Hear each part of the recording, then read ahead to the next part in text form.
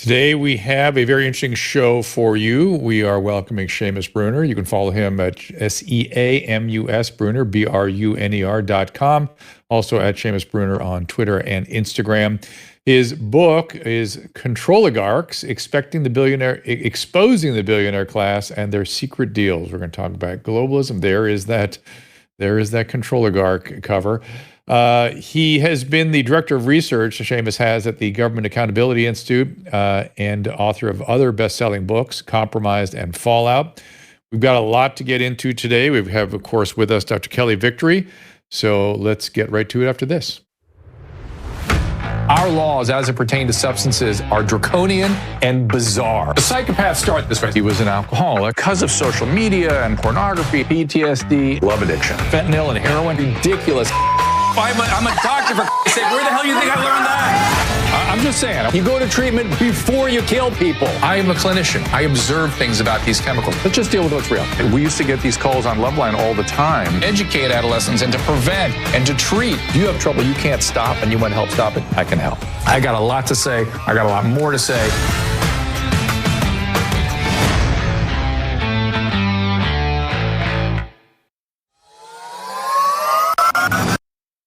I think everyone knows the next medical crisis could be just around the corner, whether it comes in the form of another pandemic or something much more routine like a tick bite. You and your family need to be prepared. That's where the wellness company comes in. You know the wellness company. We have their physicians on like Dr. McCullough frequently. The wellness company and their doctors are medical professionals you can trust.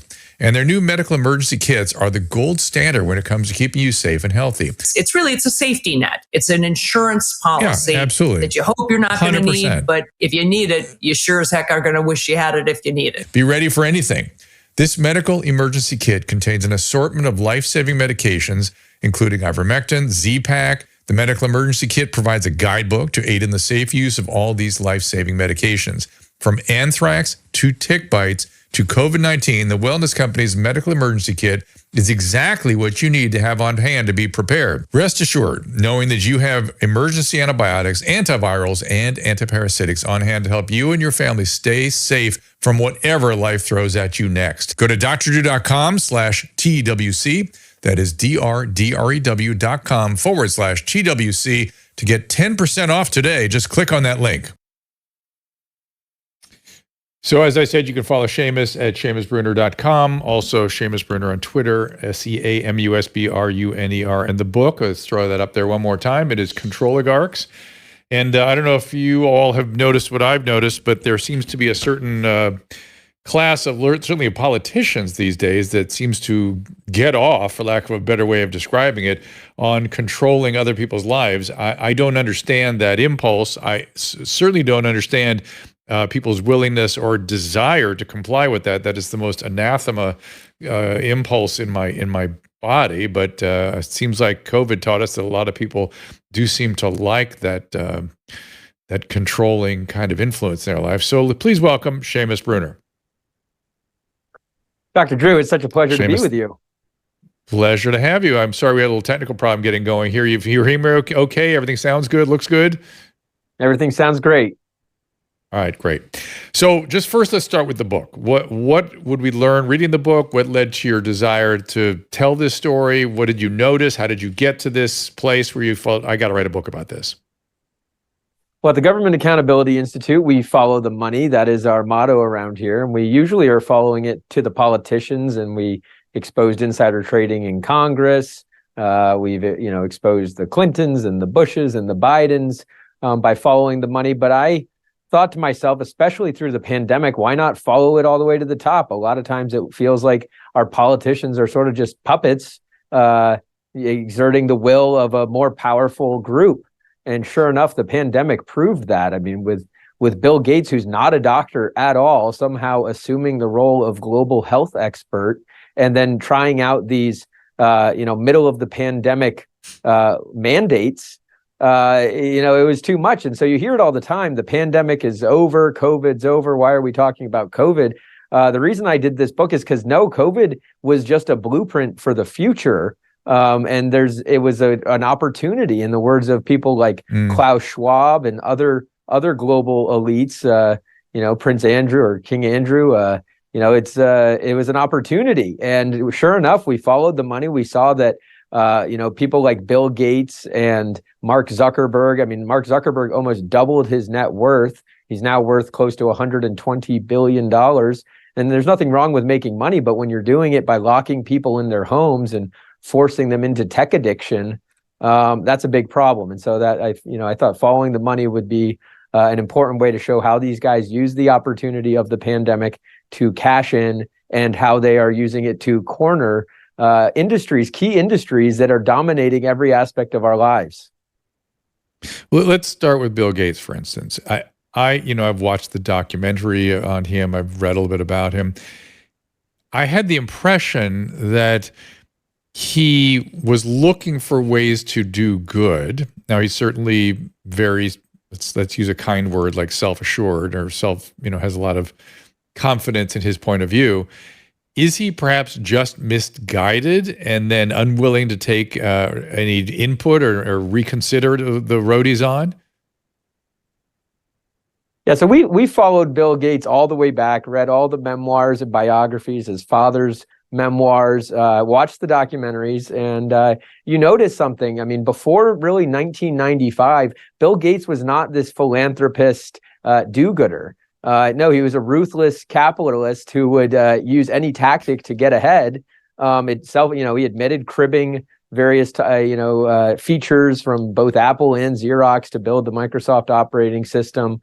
That got him into trouble with the Justice Department in the mid to late 90s, settling in 2001 this big antitrust suit.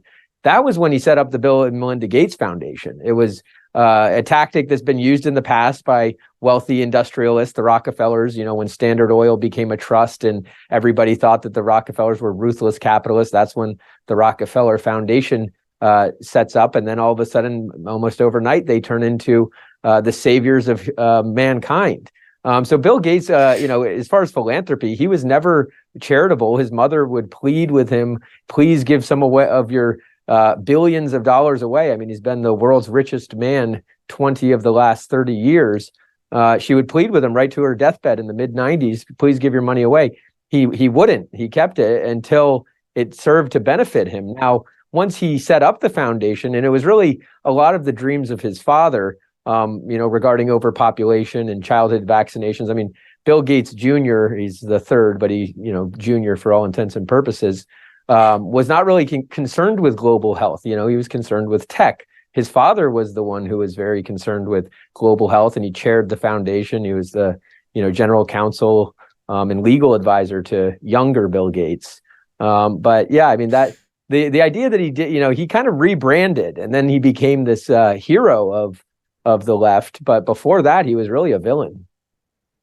So what do you imagine is going on? And I would like to sort of talk about the human part of this and the sort of root cause.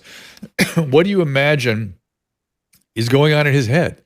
Is he really just, is it a kind of a narcissism where he has to continue to impact the world in ways that he feels good about? Or is it possibly the effects of aging and maturity, and he's actually had a change? I mean, you read some of the stories about the fights he had with his father when he was a child and some of his behavior. He really, not what you call a good dude in those years, but has sort of taken on the mantle of I'm doing good. Is there, as you look at all these guys, I'm just wondering if there's some sort of theme here. I mean, whether you look at the Rockefellers or Schwab or whomever, is it just part of a grandiose personality that it was at one time ruthless, as now is sort of trying to make an amends in some way that is equally as narcissistic? I'm struggling with this. Help me. Sure. I mean, and you saw the documentary. I mean, his sister said that he had a nasty streak, and plenty of Microsoft employees have attested to the fact that he's a pretty hard guy to work for. So the cardigan clad, smiling man on TV, very Mr. Rogers-esque, is not the real Bill Gates, as far as, his family and employees have said. But regarding the philanthropy and sort of what motivates people like Bill Gates or Mark Zuckerberg or Jeff Bezos, who all give considerable sums to philanthropic causes, mostly their own, it's this God complex on steroids. And there's an MIT computer science professor named Joseph Wiesenbaum who sort of psychoanalyzed what drives a lot of these Silicon Valley guys. It's that they build these worlds, these software worlds, digital worlds of whether it's Facebook or Microsoft, and they're the gods of their worlds, where they can turn the dials and pull the levers, and everything responds how it should to them. And then the problem is they try to take that ability and execute it in the real world and turn our levers and our dials and hope that we'll respond how they want us to. It doesn't often go well because people don't like to be controlled. Nonetheless, Bill Gates doesn't want you to eat meat, for example. And it does just so happen that he owns all of the patented meat alternative companies, or invests heavily in them, that are supposed to replace meat. People don't exactly love fake meat. They prefer real meat in the case of people who like meat, but it's the same thing with energy. I mean, so we talk about in the book, the food, the energy, it's you can't drive gas vehicles. And so, while you think that the charity, the Bill and Melinda Gates Foundation, and a lot of these other big philanthropic organizations, like they purport to do well, they're planning to save the world. It's a very ambitious goal.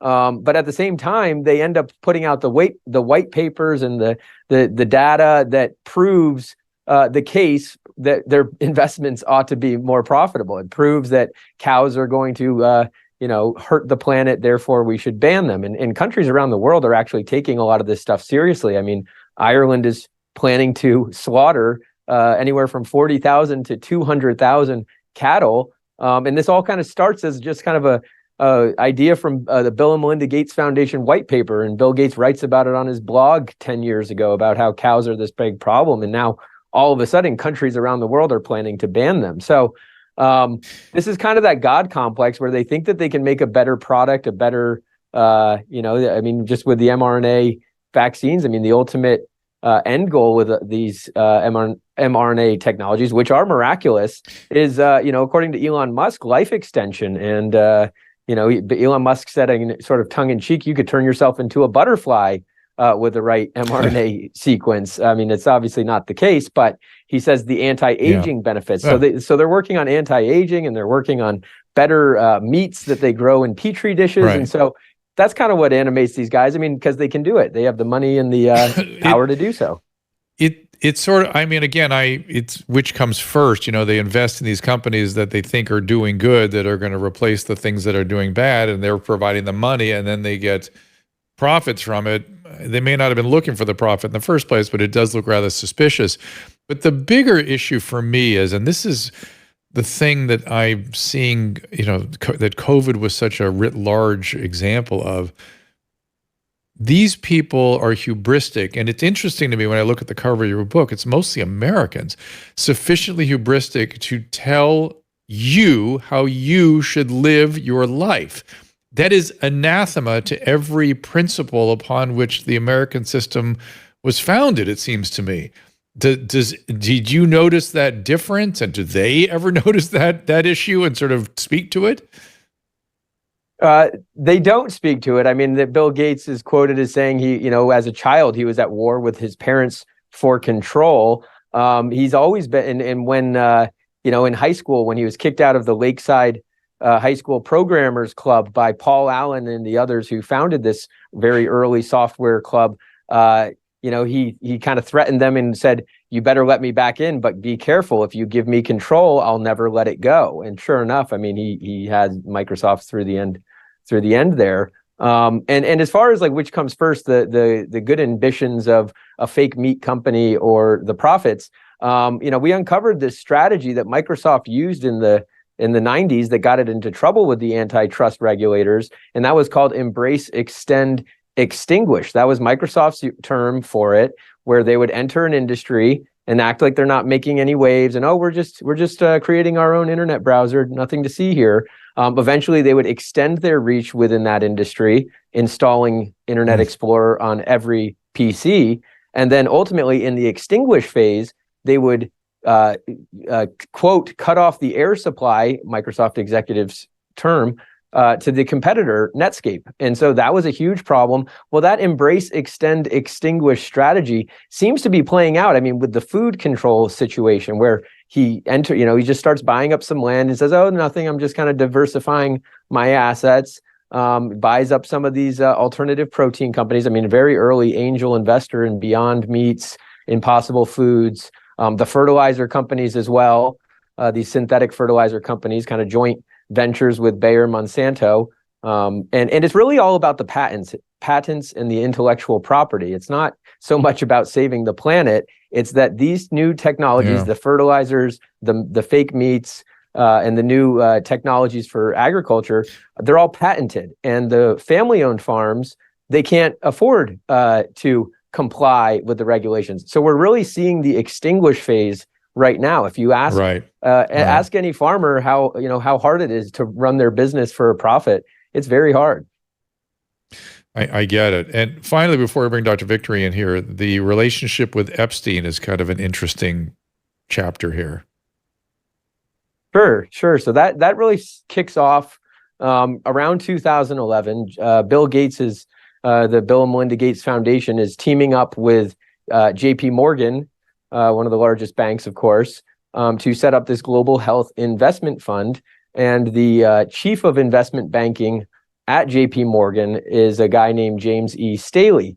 Now, Staley basically managed the Epstein client relationship at J.P. Morgan. Epstein was an incredibly valuable client for the bank. He brought in new clients. And in fact, J.P. Morgan has recently admitted that more than $1 billion in Epstein bank transfers passed through their accounts, through their wires, more or less marked for, quote, human trafficking. That's what J.P. Morgan called it in this trial. Now, they settled for close to $350 million with the victims of Jeffrey Epstein for basically, I mean, they settled to not admit guilt, but the accusation was that they facilitated the Epstein network. What does this have to do with Bill Gates? Well, Bill Gates is teamed up with J.P. Morgan on this global health investment fund, and Epstein wants a piece of it. He actually wanted to profit from it. He wanted to be brought in. And so James Jess Staley, introduces Epstein to Bill Gates. Well, they hit it off famously. The New York Times says many times, we don't have a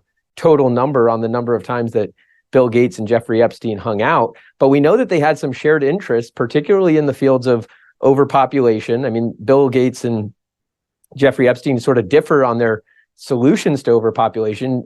Epstein did not agree that saving many lives in the third world through the efforts like the Bill and Melinda Gates Foundation's efforts would help with overpopulation. You can kind of actually see, it seems counterintuitive that saving lives will help fix overpopulation. And that's a huge concern of Bill Gates. I mean, he's very open about it in his TED Talks, and the Earth is heading for 9 billion people, and we need to reduce that by 10 to 15%.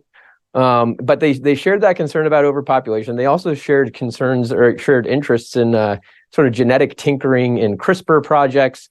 And so that's kind of what they hit it off over, is this global health investment fund. Now that global health investment fund continued long after Jeffrey Epstein's demise, and was actually instrumental through the pandemic and helping find vaccines, et cetera.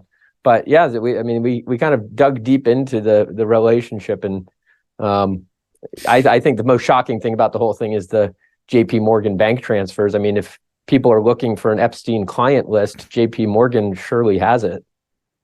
Wow. Stunning. And it's weird that no one has brought that up, but here we are. Well, we're going to take a little break here, and then I'm going to bring Dr. Kelly Victory in. I want to hear more about some of the guys on the cover of your book here. Is Soros on the cover of your book? I wouldn't recognize him necessarily. Is he there? Yeah, yes, he's over there on the right. He seems like a bit of a different bird to me compared to the rest. So we'll get into that, and we'll bring Dr. Kelly Victory in here just after this. If you're trying to figure out the right present for someone, you will not go wrong with gifting the most comfortable sheets, clothing, and accessories that your friends and family have ever felt. Of course, I'm talking about Cozy Earth. Cozy Earth has the softest and most comfortable sheets, blankets, towels, PJs, joggers, and more, guaranteed. Susan and I love them. In fact, we still have Cozy Earth sheets on our bed. I slept in them last night. I was thinking about how great they were. And look at this. I'm wearing one of their super comfortable t-shirts right now. I just can't get enough of Cozy Earth. Their sheets are durable, machine washable, and come with a 10-year warranty against defects. So no surprise that Cozy Earth's brand has been featured on Oprah's Favorite Things for 5 years in a row. Whether it's their luxury pajamas, super soft bedding, loungewear, or plush bath towels, you will love shopping and gift giving at Cozy Earth. Here's my gift to you this holiday season. Go to CozyEarth.com, enter code DREW to save 40%. That's CozyEarth.com with code DREW. CozyEarth.com, code DREW, save 40%. Susan and I have been looking for a nutrition-packed, great-tasting greens drink for a while. And then we tried our friends at Paleo Valley's Organic Super Greens, which is superior to what's out there on the market. Our friends at Paleo Valley, well, they think of everything, and they've created what's been called a magical green powerhouse. All three delicious varieties, pure unflavored, strawberry lemonade, and tropical, contain 23 certified organic, antioxidant-rich superfoods, including the highest quality spirulina. It's also free of cereal grasses, gluten, grains, soy, and dairy, and no added sugars or artificial sweeteners. And what's more, it delivers digestive enzymes, polyphenols, which are believed to burn fat, and 8 essential amino acids. Imagine the time, effort, and cost of trying to make this yourself. It's impossible. Head on over to drdrew.com/paleovalley, and you will get 15% off your first order. All the great products they have there, 15% off at drdrew.com/paleo, P-A-L-E-O. Thanksgiving is almost here, which means it's time for the best Genucel sale of the year. Just in time for the holidays, save over 60% off both of our personally tailored Genucel skincare packages at Genucel.com/Drew, so you can look your very best at all of your Thanksgiving gatherings. Look 10, 15, 20 years younger, guaranteed, with the best natural skincare anywhere. Take advantage of Genucel's best sale of the year and say goodbye to fine lines, crow's feet, puffiness, and dark spots. The Genucel experience is like no other, but don't take my word for it. You will look and feel your absolute best or your money back, no questions asked. So for results in 12 hours or less, Genucel's immediate effects is included for free. Plus, if you go to Genucel.com/Drew now, you'll get a free upgrade to priority shipping. That is Genucel.com/Drew, Genucel.com/Drew. Some platforms have banned the discussion of controversial topics. If this episode ends here, the rest of the show is available at drdrew.tv. There's nothing in medicine that doesn't boil down to a risk-benefit calculation. It is the mandate of public health to consider the impact of any particular mitigation scheme on the entire population. This is uncharted territory, Drew. This, yet again, is uncharted territory, Kelly. I welcome you to the program and introduce you to Seamus Bruner. Hi, Seamus, really happy to have you here. Thanks for joining us. You and Drew covered a lot of real estate in that first segment, so I want to dial it back for a minute. Drew and I commonly disagree about things, although he's come far more to my side of the fence with regard to the pandemic debacle over the last couple of years. I pride myself on that. But let me set the record straight with regard to Bill Gates. Bill Gates was never altruistic. He is a narcissistic psychopath with a control fetish. And I say that as somebody who was a psychologist before I was a trauma expert. So before I became a physician. So as a psychologist, I can tell you, he is a card-carrying psychopath, truly, or sociopath is actually probably a better word, because he has no remorse at all for the ill that he does. And then I will also say, with regard to philanthropy, for all of them, I don't care if it's George Soros or Bill Gates or Zuckerberg or any of them. By the way, I love your word, controligarch. Fabulous word. It's my new favorite word of the year. But when it comes to philanthropy, I can say, as somebody who grew up in a Catholic Jesuit household, it's only philanthropy really if it hurts, if it's painful, if it causes you something. For me to make a $5,000 donation to something, that's a painful for me. It's a significant amount of my disposable income. For Klaus Schwab or Bill Gates or those to contribute, to gift, if you will, the amount of money they have, there's a sofa change to them, okay? They are only parting with as much money as it does not cause them even a blink of the eye. So I have no respect on that regard for any of them. What I want to pick your brain about for a minute here to start with, Seamus, is I look at the cover of your book and we've got George Soros, who I think is 93, Klaus Schwab, I think is 85, Bill Gates is somewhere around 68, Zuckerberg, I think is 39. You're talking about, decades expanse of people who made it to the cover of the book. Talk about, how does this group, what is it? Is it just money that binds them? What is it that made this group the Controligarchs?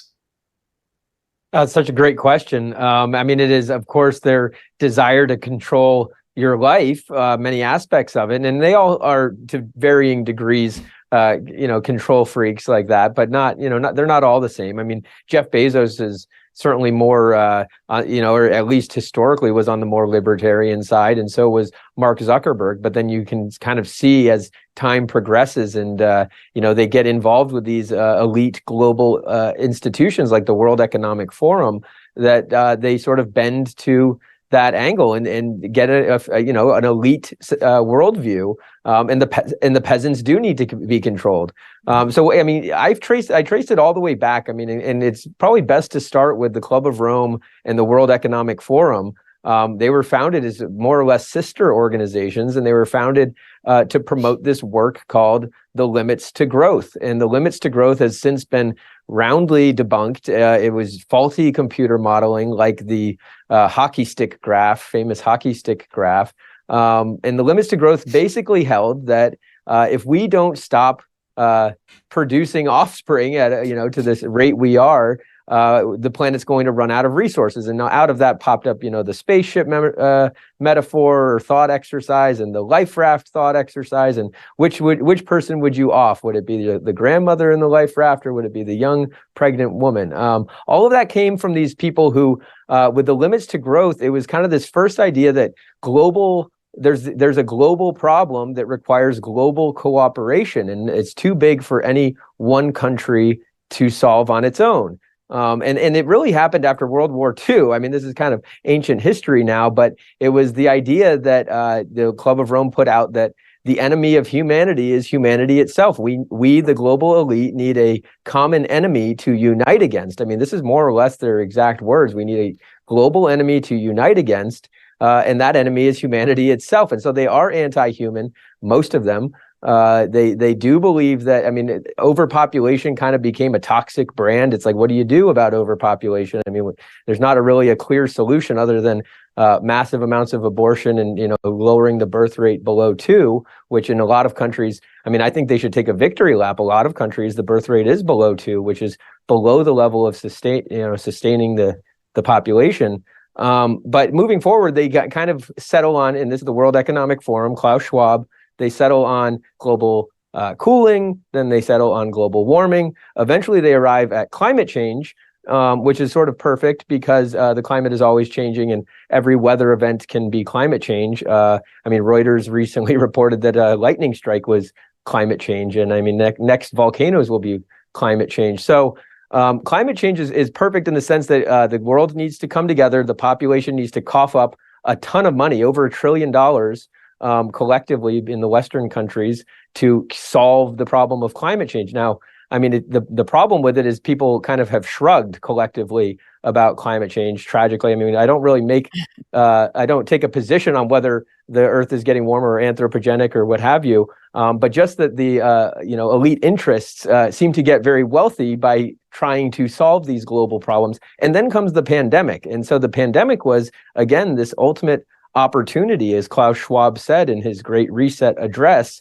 It's the ultimate opportunity to reorder the world, to essentially abolish free market capitalism. They ultimately want to get to a system of no private property ownership. They say very openly and sort of famously, you will own nothing and you'll be happy. And they all subscribe to that. Because, I'm clearly swimming in your pond, not mine. But as I look at this, it seems to me that the common theme is control, and that money is just table stakes. That it's not that these people all came together because they're wealthy. They all come together because they have a perverse and psychopathic desire to have control over others in a way that is not normal. And It's only the fact that they Well, happen to Kelly, be wealthy that has allowed them to get there, that other people who Yeah. have that desire, and they probably are out there, don't have the kind of money that allows them to play in this elite group.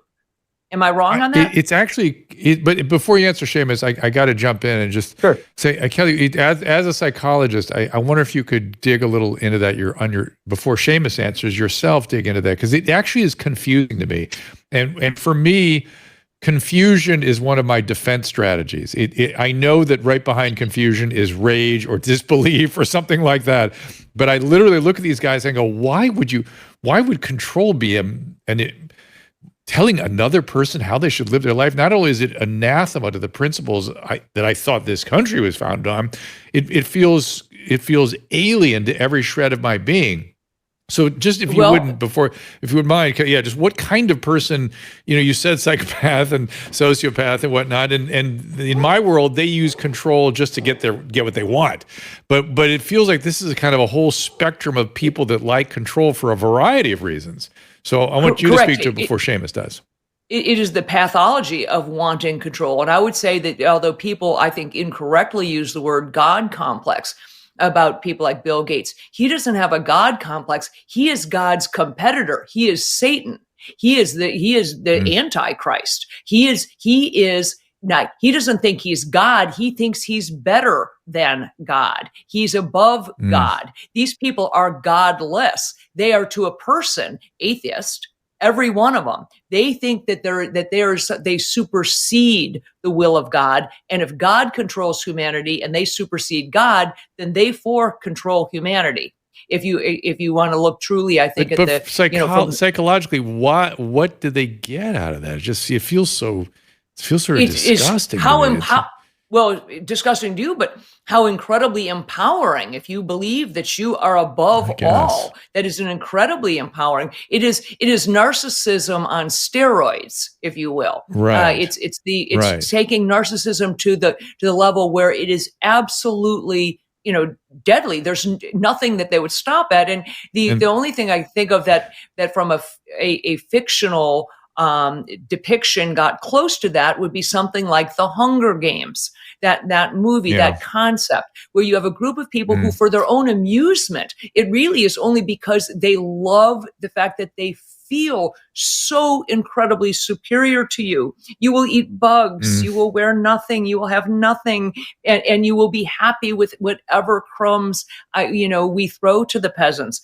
It is on steroids. It's narcissism on steroids in my estimation. Yeah. But I want to hear, Seamus, do you think that am I off base when I say that control is the theme and money is the table stakes? No, I mean, at this point, they're going to live the billionaire lifestyle forever. I mean, even if they give away half or 80 to 90% of their incomes, they will be living, several of them own private islands, and they all have private jets, or Jeff Bezos has a 450-foot yacht, which is, and I'm not anti-capitalist. I'm all for people making money. We're capitalists at the Government Accountability Institute, but it is that control through line that connects a lot of these guys. And for Dr. Drew, I would encourage you to look at the epigraph quotes at the top of the chapter. I mean, in the Soros chapter, there's a great quote, and it took a lot of time to verify some of these quotes because you kind of hear them and you see them on memes, and you're like, is this a real quote? This couldn't be a real quote. Sure enough, George Soros has a quote that he talks about. He has powerful messianic fantasies. He fancies himself a god. He straight up admits it. The LA Times quoted him on it. Yeah, right. Yeah. Read the chapter 6 epigraph quote from George Soros, and then everybody's heard from Henry Kissinger, who is Klaus Schwab's mentor. Power is the ultimate aphrodisiac. And then in terms of whether or not they love the values of America, I mean, they certainly you think that they would be a little more grateful for the values of America that turned them into such fabulously wealthy individuals. But David Rockefeller, I mean, chapter 1, who is really the Controligarch prototype. He's got a great quote. I mean, I changed the word cabal to club because certain people didn't want it to sound too conspiratorial. But in his memoirs, published 2002, David Rockefeller more or less says, some people believe that my family and I are part of some secret cabal working against the interests of the United States, trying to overthrow the United States for a one world one world type situation. If that's the charge, I mean, this is verbatim. If that's the charge, I am guilty of it and I am proud of it. And so I mean, really what this is, yeah, I mean, read those quotes. I mean, there are some really, really sinister quotes and they're all documented. I mean, over 1,032 endnotes that's a couple thousand sources in the book, all of them you'd trust. But that's really what unites them, is that they want to transfer power and control from the people, from individual countries to globalist institutions like the World Economic Forum. The UN is really a subset. I mean, the politicians act after the think tanks and NGOs devise the game plans. You saw that in the pandemic. I mean, the NGOs had been working on lockstep. I mean, in the case of the Rockefeller Foundation, had a perfect plan for when a pandemic eventually were to arise. I don't allege that it was an intentional release or anything like that, but they were certainly planning for a pandemic. It's very obvious, and they were well positioned to profit from a pandemic. And so the Rockefeller Foundation had the lockstep exercise. And what you notice in the Event 201 exercise, just weeks before COVID pandemic began, what you notice is like the whole response to the pandemic is about control. You must control the information. Right. I mean, they perfectly predicted that there would be misinformation spreading like wildfire. And it's very critical to have just one central voice of authority. That would be Dr. Fauci, which Bill Gates has been funding him for 20 plus years, or funding NIH programs to the tune of $3+ billion. So, I mean, Dr. Fauci kind of goes to Xanadu 2.0 in Seattle in the late 90s when the Bill and Melinda Gates Foundation is really getting set up. And that's when Bill Gates promises to shower Fauci's pet priorities with Gates Foundation cash. And from then on, Fauci is under Bill Gates in a way. In that sense. So, they want to transfer the power from nations to global organizations that are unelected and therefore unaccountable. Nobody's elected Klaus Schwab or George Soros or Bill Gates. I mean, nobody elected him. And when they're unelected, they're unaccountable, which is awfully convenient for them. Well, Bill Gates was just recently lauding the response of the Chinese Communist Party to the pandemic and their remarkable ability to, quote, control the virus. And he goes on to say, yes, maybe a lot of individual liberties and individual rights were tread upon, but look what a remarkable impact it had. Reed, here's the bottom line. Reed, that's what it takes to actually manage a public health crisis, is treading on and removing and essentially disregarding people's civil liberties.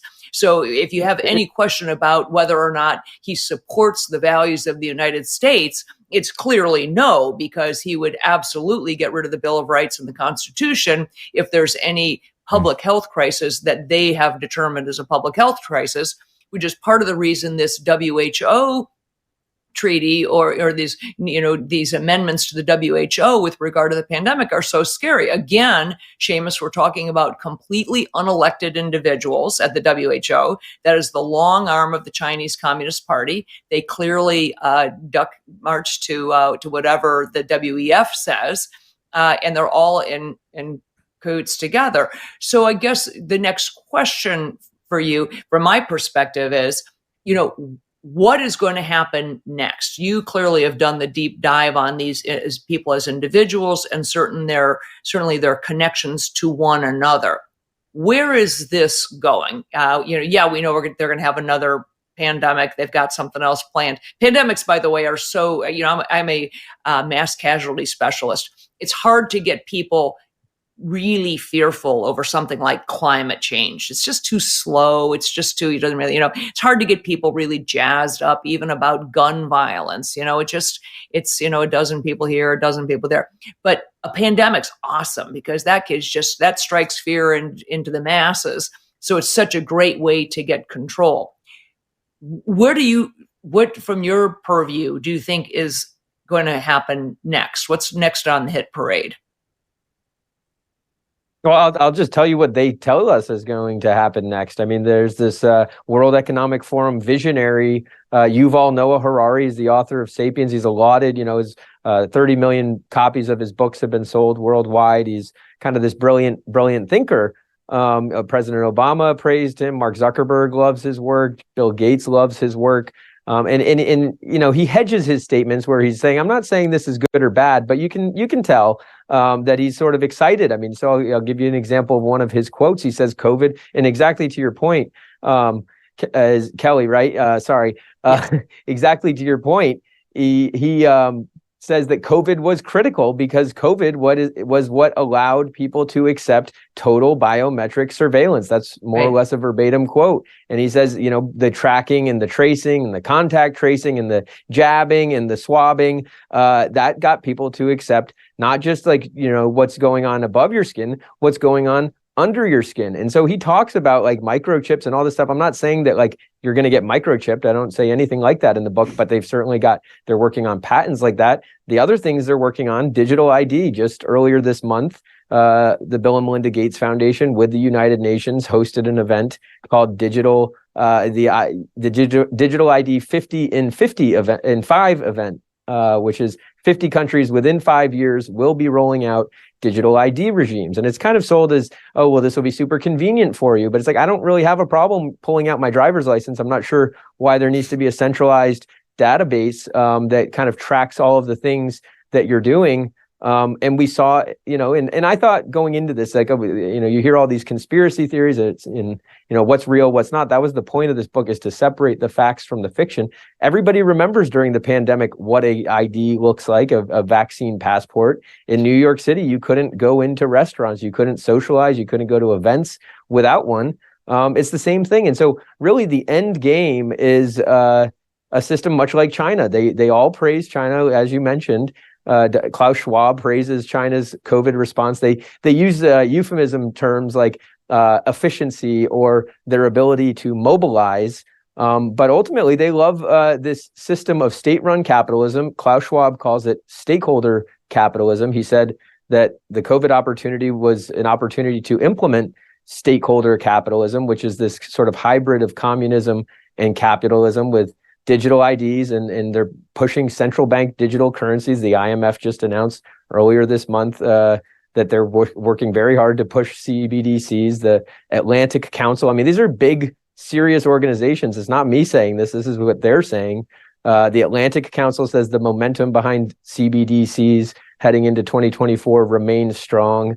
CBDCs, I mean, there's many critics of CBDCs, people much savvier than I in finance terms. I mean, the head of one of the Federal Reserve branches says there is absolutely no reason that we need a central bank digital currency unless you want to be like China or like the Trudeau government with the Canadian truckers and freezing people's accounts if they're dissidents. It's just total unprecedented control. And then, I mean, finally, I'll just say this AI thing. I mean, you always thought about artificial intelligence and robots as this faraway sci-fi kind of future, and we'll know it when we get there. We're there. I mean, it's happening right now, all around you. It's going to lead to, according to Sam Altman, which no one would know AI better than he would. He's the OpenAI on again, off again CEO, creator of ChatGPT. He says anybody who thinks this isn't going to lead to wide scale job losses is sorely mistaken. There will be lots of job losses, which is then going to be used to usher in a UBI, universal basic income. That's how you'll kind of live your existence, is on a meager universal basic income. You'll be in these high-rise 15-minute cities or whatever, eating the alternative protein paste. Is there sounds delightful. Is there a kingpin to this cabal? As I said, Soros is 93 and Schwab is in his mid 80s. They unfortunately have an expiration date, one hopes. When that happens, is there a succession plan in place, or does there need to be? Is this thing now self-sustaining from your perspective? It appears self-sustaining. I mean, George Soros, there was some question over whether, and he would certainly be sort of a kingpin, but there, and David Rockefeller was certainly a kingpin, but he's moved on. There was some question whether George Soros would actually make it. I mean, you're right, he is 93. And so we were like, well, should we even put him on the cover of the book? He's kind of a dead horse.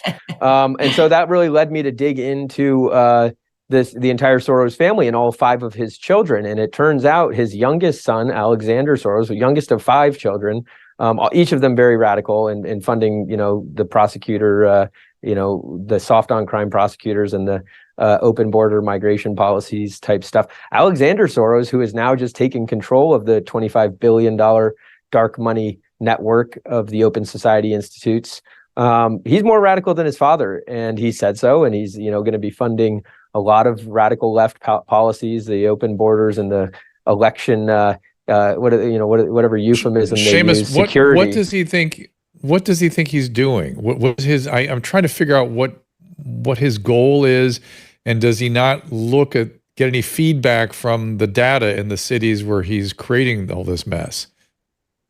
Well, so if you really look at what's driven George Soros Sr., and so he's obviously the mentor and the largest influence in Alex's life.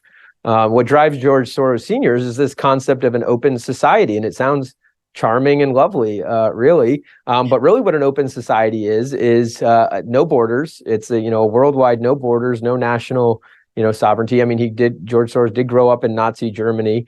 So he's got some seriously nationalist feelings. I mean, Soros is an Esperanto term, which is, the language that is supposed to replace all languages. And so, he really does not like borders or countries, and the United States is probably the biggest threat. Not anarchists, no. They're a global technocratic elite, much kind of like a Brussels type situation or like Davos. Democracy, which a lot of his initiatives are named like the Democracy Initiative or the Democracy Fund. They're always sort of misnomers or inversions of what they really are about. They don't love democracy. Democracy is slow. This is why they praise China for things like the pandemic, but not just the pandemic, for other reasons. It's efficient to not be accountable to the people. And so a global technocratic elite. I mean, 10 years ago, if you asked me about the New World Order or this kind of stuff, I would say, oh, that's kind of kooky town. But the pandemic was really, I think, eye-opening for me and a lot of people that this is what's going on. They really do resent nations that resist the global organizations, and the United States is like enemy number one of globalists. Well, it became very clear during the pandemic that Americans in particular are very susceptible to the sort of boiling the frog concept. Anything that's insidious and slow, they just don't get it. No matter how many times you try to bring it to their attention, you're called a conspiracy theorist or a tinfoil hat wearer. And then when it happens, it's like, wow, who knew? So I guess from my next question really to you would be, Seamus, what do we do about it?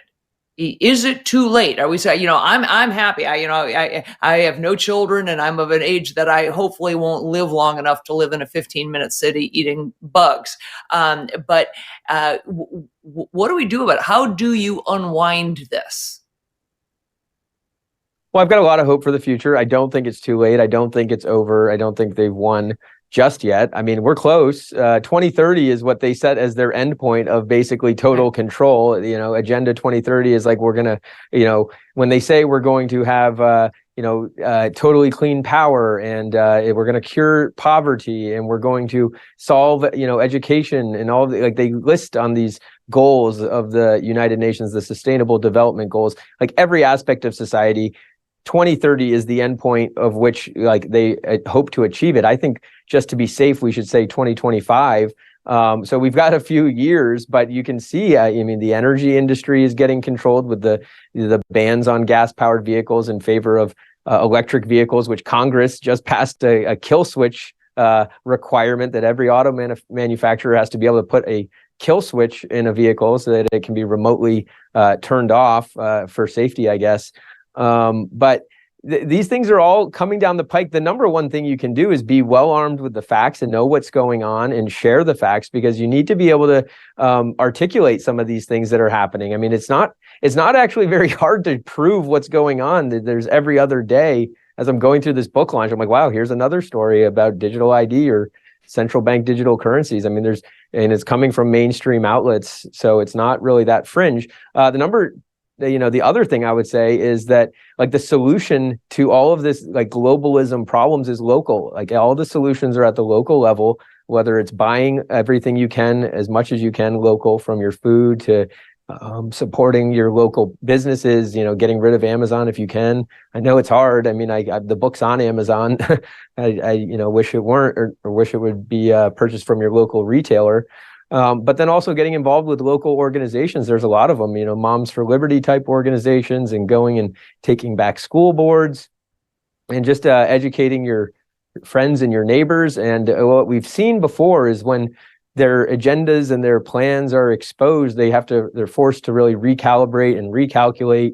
And, some of the things, they fall out of fashion. They know that they can't get away with it. I mean, you saw it with the vaccine mandates. I mean, a lot of other countries complied, but the United States, a good number of people didn't. And now you look at the booster compliance, and it's like, down near zero. So eventually people, wake up and don't succumb to the pressures of the Controligarchs, but that requires a lot of spreading of information and sharing the facts. Yeah, because I have to say, while I want to be hopeful, I agree with you. I think if they're saying, 2030 to be safe, you have to say, maybe it's 2025, 26. You're talking about 2 years from now, and most Americans are going to be tied up or distracted by the upcoming election. That's what everyone's focusing on. So they're not focusing on the thing that they need to be focusing on, which is in fact what is about to happen to us. And I don't see people really pushing back yet. I'm hopeful that when they launch the next, Fear Fest, which is around the corner, I'm probably in the form of a pandemic again, is how people respond. That's going to be the real litmus test. Do people go back and put the masks back on? Do they comply with school closures? Do they comply with lockdowns and limited, capacity in bars and restaurants and all the stuff that, landed us with a smoldering, crater where our economy used to be? What our response to the next thing, I think, is going to be really the bellwether. So, if people comply, then we're done. You might as well just, spend it all right now, because it's going to be game over. Do you think there's anything people, from a political perspective, is there anything that would change, do you think, if we put, somebody else in the White House versus Biden? Do you think anything would change? We know that Biden's largest opponent is basically the enemy of all of these guys. So I mean, that's just what it is. I mean, Mark Zuckerberg with his 400 million in the drop boxes, or George Soros with Alvin Bragg and Fannie Willis, and George Soros is bankrolling the effort, Citizens for Responsibility and Ethics in Washington, to remove Donald Trump from the ballot. So I mean, I don't think we've ever seen a figure who's as reviled by these kind of globalist forces as Donald Trump. I'm skeptical that there will be that they'll let him in one way or another. Right. Right. So I guess we'll just have to see how that goes. But again, like organizing at the local level, taking back your children's education, taking an active role in children's education, taking an active role in your community. I'm in Florida, so I didn't live through the worst parts of the pandemic. Right. And I consider myself blessed. I don't take that for granted, but maybe you want to consider moving to a place that's less tyrannical, because we're not going to put up with it. I can Seamus, speak for Florida. Seamus, to that, we're not to going to put that up point, with it. To that point, I feel like there's an interesting sort of headline, for lack of a better word, that there's something that is top of mind for people, is they are tired of being disdained and disparaged by their government, by businesses, by regulators, by the media. It's what's creating the movement around the country. And people, I heard somebody say the other day, we shouldn't be supplementing people's income. We should be buying them luggage, so they can go places where they can more effectively make a living. But it's generally true that there's these parallel economies popping up. And so people are not just wanting not to do business with people and governments that disparage them. They're motivated to do business with these parallel organizations that like them, that want to serve them. Are you seeing things like that also as a solution? Yeah, absolutely. I mean, that is such a great point, Dr. Drew.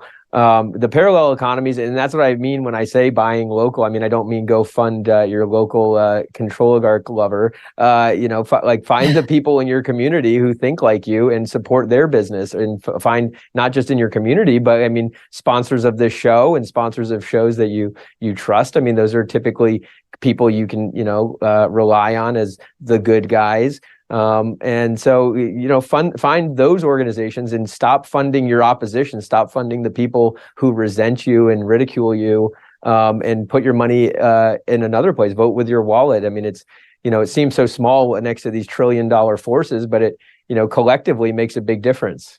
You saw it with Target and Bud Light, for example. Oh, I'm watching the clock wind down here, and I want to spend a few minutes at least talking about everybody's favorite topic, which is Epstein. Go back to that. You guys touched on it, but I'd love to hear more about, Seamus, your theory, or maybe it's more than theory, about who Epstein and Ghislaine Maxwell were actually working for, if they were working for someone, what the relationship was, and how you think that whole thing really was organized. You're trying to get me killed, Dr. Kelly. No. I'm joking. He's suicided. This wasn't an Epstein book, although I've thought about it. I mean, man, what a story. And the clients, I mean, they're out there. The names are known. We just don't know for sure if they're clients. I want to be clear. There's no evidence, and Bill Gates has certainly denied, any knowledge of or activity in, I guess, Epstein's subsequent schemes or illegal activities, raping children or what have you. But Bill Gates certainly knew when he became friends with Epstein that he had been charged and convicted of soliciting prostitution from a minor. That charge happened in 2006, conviction in 2008. And so we've got actually quotes. The New York Times tracked down some Bill and Melinda Gates Foundation people. They don't talk to me, but the New York Times they talked to, and they said that Epstein, when they first kind of brought Epstein into the Bill and Melinda Gates Foundation network, said, now, when you Google me, and this is more or less a direct quote, it's in the New York Times, like, when you Google me, you might find some things that would lead you to think that I'm not a good person. But I can assure you it was no worse than, quote, stealing a bagel. That's what he said. And so, I mean, that's just really sick. Obviously, everybody knows Jeffrey Epstein is a sick man. But the fact that Bill Gates proceeded to, and Gates Foundation staff were horrified. I mean, they were like, oh, this guy was soliciting prostitution from a minor. Why is Bill Gates hanging out with him and continuing to hang out with him and fly on his jet? I mean, Bill Gates was on the jet. But I want to go, back to the jet, the flight logs, that doesn't prove anything. And people talk about like an Epstein client list, like he was just kind of jotting down all of his clients. He may have done that, but there's really no evidence that there's like something called the client list. What I can tell you is that when JP Morgan admits to the Treasury Department in court and under oath type situations that they facilitated $1 billion in transactions and, quote, human trafficking transactions, that $1 billion, that is a ton of money. And there's always got to be a person on the other end of the transaction, right? I mean, we don't know if it's a 1 billion all into Epstein's account, or 500 million in or 500 million out. But there are people on the other end of those wire transfers. Treasury Department presumably has them. JP Morgan definitely has them. And that's the client list right there. I mean, what else would people be sending Jeffrey Epstein $1 billion for? Regarding like who he works for or what, I don't know. I don't have facts on that. I do know that he has like the cameras, and it absolutely appeared to be a blackmail operation based on the FBI's documents. Like what else would you have cameras in like bedroom for when you're running a underage prostitution ring? And so, and these kind of things have, intelligence agencies, it would seem, right? There's been scandals like this in the past, involving high level. I mean, I think there was just a bust of it wasn't underage, but a big prostitution ring in DC that had high level military clientele and potentially even lawmakers. And there's been many myriad prostitution and even underage prostitution scandals. Tragically, I mean, I think it's one of the most tragic scandals that there could be is the harming of children like that. And so it's tragic. And JP Morgan has the clients. We should know who those are, and they need to be prosecuted. I mean, that's the thing, is like, you can't traffic humans to no one. So there are people on the receiving end, and they need to be brought to justice. Right. So we have this list of people, and we know, and I agree with you, it certainly appears to have been a blackmail scheme. And I think it's implausible to believe that Jeffrey Epstein himself was trying to blackmail these high-level people. To what end? So whether or not it was on the behalf of the U.S. government, there are people out there saying that it was actually the Mossad, and that this was part of an Israeli way to try to be able to control and blackmail high-level individuals within the U.S. I don't know. I don't have any intel on that, but somebody does. And you can't, it's just not, it's just not conceivable to me that somebody doesn't know who is behind this, who is funding this, who orchestrated the whole thing. So I just was wondering if you had intel on that piece of it or not, or if that will be your next book, the Epstein story, or are you going to continue hammering on the Controligarchs? Well, if it is, I didn't hang myself. It's I think the biggest story ever, the biggest corruption scandal story. I mean, I think we kind of know that our government must be in on it, right? I mean, how not or at the very least, our government is compromised, or the prosecutors are compromised. I mean, it is so bizarre. I mean, just like, you go back and read like the night of his murder, or alleged murder, in the jail cell. I mean, like 100 things had to go wrong in order for for no one to see who offed him. So, I mean, I guess the criminal justice system is implicated. And then there were previous cases going back 20 plus years where he was let off the hook. And JP Morgan, I mean, just paid 300. I mean, JP Morgan's like the largest bank in the United States. One of them just paid a $350 million settlement to the victims of Jeffrey Epstein. You don't pay that much money if you didn't do anything. And James Staley, I mean, for heaven's sake, you go read about James Staley. I won't ruin your listeners' day. But the allegations, Disney characters. There's transcripts of the phone calls with Epstein and using Disney character names. So it's like seriously sick stuff. And he hasn't been. He denies. Of course, I got to say, James Staley denies that he did anything wrong. But if you read the reports, it's like, I mean, how is this guy not investigated at the very least? Right. Crazy stuff. Yeah, you've been very kind with your time. I know we're all running up against the clock here. I look forward to reading the book. I feel, so much of the last couple of years have been about scales falling from my eyes. There it is, Controligarchs. And I just shake my head when I see what some of these guys are up to, and I just don't get it. By the way, while we were streaming, Charlie Munger passed away. There's one of the good guys we've lost, humbly, I would say. And I think I don't know anymore. maybe Seamus will get his claws into him too. I don't know. But no, Charlie, wonder if either of you have last. Okay. Seamus, last words.